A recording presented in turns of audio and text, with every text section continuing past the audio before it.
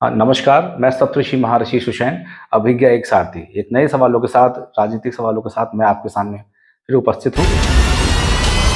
उत्तर प्रदेश के पूर्व मुख्यमंत्री अखिलेश यादव के ट्वीट पर राजनीतिक गलियारे में हुआ बवाल। आलू के बढ़ते दामों पर मौजूदा सरकार पर वार करते हुए अखिलेश यादव के इस ट्वीट की आखिरी पंक्ति कुछ यूं है कि अब की बार आलू बदलेगा सरकार। अब सवाल आता है कि क्या सब्जियों का राजा आलू प्रदेश के राजा को गिरा सकता है? तो आइए जानते हैं इस राजनीतिक हलचल पर सप्तऋषि महर्षि सुषैन जी का प्रिडिक्शन। हाल ही में जैसा कि न्यूज़ आई है और अखिलेश जी ने कहा भी है हमारे कि आलू सब्जियों को राजा आलू है, सरकार गिराएगा। तो मुझे ऐसा नहीं लगता है। ये पुरानी बात नहीं, ये आज की बात है कि किसी ज़माने में सरकार मतलब कि एक आलू के प्याज से सरकार गिर जाती थी, लेकिन अब ऐसा नहीं होने वाला है। अब आलू के चाहे उसकी लागत में चाहे जितना भी मतलब कि उतार-चढ़ाव आए, हाँ, लेकिन मैं जैसे मैं देखता हूँ अपने एनर्जी के अनुसार, ऊर्जा के अनुसार कि मुझे लगता है कि आलू का जो प्रोडक्शन होगा वो बहुत लार्ज होगा। जब प्रोडक्शन बहुत लार्ज हो जाएगा तो उसमें लागत कम हो जाएगी। जब लागत कम हो जाएगी तो मुझे नहीं लगता कि ये सवाल जो आज बना हुआ है ये कल भी रहेगा। तो भविष्य में तो सरकार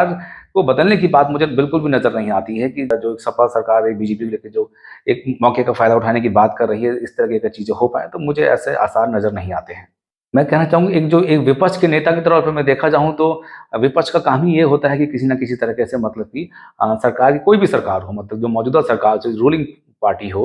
उसकी चीज़ों को देखे और उसमें कहीं भी कुछ खामियां हों तो उसको मतलब कि उसका रहस्य उद्घाटन करे। लेकिन यहाँ मुझे नहीं लगता है कि यहाँ पे वो मतलब कि ये मील का पत्थर साबित होंगे अपने इन सवालों के साथ। एक जो आलू है ना, एक सब्जियों का राजा जो आलू है, वो एक आम जनता के रहते हुए वो सरकार को गिरा दे, क्योंकि यहाँ पे जो सरकार जो बनती है ना, जो मौजूदा सरकार जो बन रही है बीजेपी के रहते हुए जो सरकार बन रही है और उसमें जो आरएसएस का योगदान भी है, तो मुझे नहीं लगता है कि यहाँ पे सिर्फ एक सब्जी सरकार गिरा दे। यदि हम इसको देखें तो अभी और भी जो किसानों को लेकर जो बातचीत की गई थी उसमें भी यहाँ पे मोदी सरकार ने किसानों के पक्ष में मतलब कि हाल में कॉम्प्रोमाइज़ करना ही पड़ा फाइनली देखा जाए तो मुझे यहाँ भी लगता है कि चीज़ें कॉम्प्रोमाइज़ हो जाएंगी। और कॉम्प्रोमाइज़ से मैं ऊपर की बात करूँ तो मैं आलू की बात करूँ तो यहाँ पे जो आलू को मेन जो मुद्दा है, तो मुझे नहीं लगता है कि आने वाले समय में मैं आलू की लागत में इतना कुछ होगा। हाँ, अभी तो है, तभी तो ये मुद्दा उठा हुआ है, लेकिन आने वाले समय में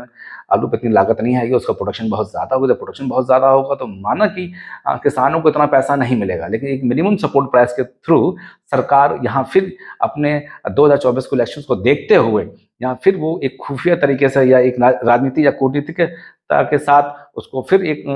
किसानों के हित की बात करेगी। और जहां मुझे लगता है कि उस लागत में वो किसी न किसी तरीके से एक नया एक पाथवे ढूंढेगी, जहां से एक जिसे कहते हैं टू वे पाथवे कहें, हम वन वे पाथवे तो नहीं कहूंगा, एक टू वे पाथवे कहूंगा, जहां पे म्यूचुअली किसानों को फायदा हो सके, वो कुछ ऐसा करेंगे और साथ साथ प्रजा को फायदा हो सके, जिससे कि आलू की खपत को भी ज़रूरी है, उसको खपाना भी ज़रूरी है प्रजा के बीच में। एक आलू जो है राजा होने के नाते भी वो आम जनता तक पहुंचे और एक सही दामों के बीच, जिससे कि उसकी लागत है तो वो तो चलो लागत तो कंट्रोल हो जाएगी, ऐसा सच कोई प्रॉब्लम नहीं है उसमें। मैं इसमें बहुत दूर की बात कहूँ तो मैं यहाँ सबसे पहले कहना चाहूँगा कि जो बीजेपी का जो लोगो है, जैसे ना जिसमें कमल बना हुआ है और एक तरफ उनका जो भगवा रंग है और दूसरी तरफ हरा रंग है, तो यदि आप उसका रेशियो देखिए, ये मैं बहुत गुण बात कहने जा रहा हूँ आपसे, यदि उसका आप रेशियो देखिए तो उस रेशियो में उसमें भगवा रंग ज़्यादा है और हरा रंग बहुत कम है। उस रेशियो की कंपोजिशन की बात कर रहा हूँ, जो उनका अपना एक लोगो जो फ्लैग है बीजेपी का, जो कमल के साथ है, तो कमल के साथ तो है, लेकिन जो भगवा रंग दिखा रहा है ये हिंदुत्व की बात करता है, हिंदुत्व और सनातन की बात कर रहा है, उसका जो प्रोपोर्शनेट है ये बात कर रहा है। और अभी तक देखा जाए कि जो सरकार है बीजेपी की, किसी न किसी तरीके से, मतलब हम शुरुआत की बात करें तो राम जन्मभूमि को लेके, कार सेवा को लेके, अभी हम मौजूदा हालातों की बात करें तो ये अब हिंदुत्व सनातन को लेके ये है, तो कहीं ना कहीं भगवा उसमें दिख रहा है, कहीं ना कहीं हिंदुत्व दिख रहा है, कहीं ना कहीं सनातन दिख रहा है। लेकिन मैं उस हरे रंग को पकड़ूं, उसका रेशियो पकड़ूं, उसका प्रोपोर्शनेट पकड़ूं according to the flag of the logo of the BJP, तो वहां मुझे हरा रंग कम दिखता है। तो ये कोशिश तो बहुत करेंगे किसानों के हित के लिए काम करने की, लेकिन कर नहीं पाएंगे। पहले भी एक किसान जो बिल लेके आए थे वो लोग, तो उनको मतलब कि मुंह की खानी पड़ी, इलेक्शंस को देखते हुए खानी पड़ी। और मुझे आने वाले वक्त में भी ये लगता है 2024 को यदि ये इन्होंने कहीं कुछ अच्छे प्लानिंग नहीं की किसानों को लेकर, तो फिर इन्हें नुकसान उठाना पड़ सकता है। लेकिन ये नुकसान इतना नहीं है कि सरकार गिर जाए,